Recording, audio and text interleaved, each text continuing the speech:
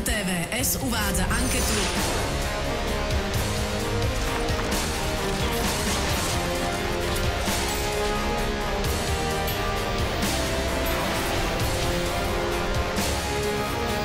Slovenka roka 2013.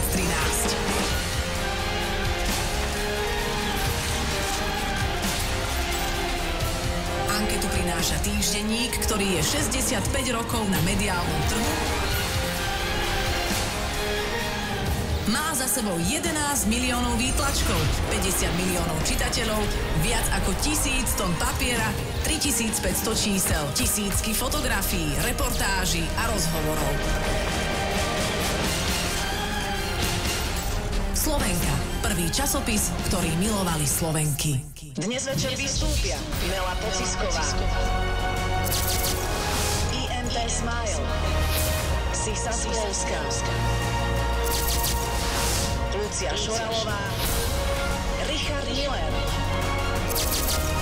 Otto Klein, Miro Dvorský, Pavol Remenár, Vera Visterová, Maroš Kramár.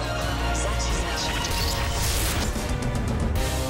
Príjemný dobrý večer, milé dámy, a dobrý večer samozrejme aj vám, vážení páni.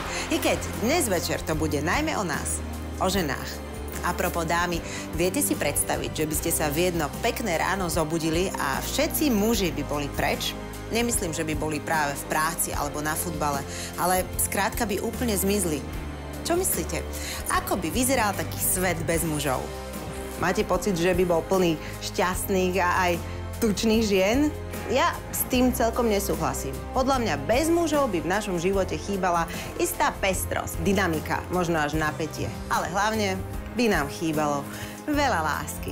Tak teda, milí páni, smelo sa posaďte vedľa vašich polovičiek pre televízne obrazovky. A dovolte, aby sme vám predstavili dámy, ktoré sú úspešné a výnimočné vo svojom povolaní a popri práci sa stíhajú aj starať o svoje rodiny. Spolu 26 nominovaných dám bude súťažiť v 8 kategóriách. Začína sa Slovenka roka 2013.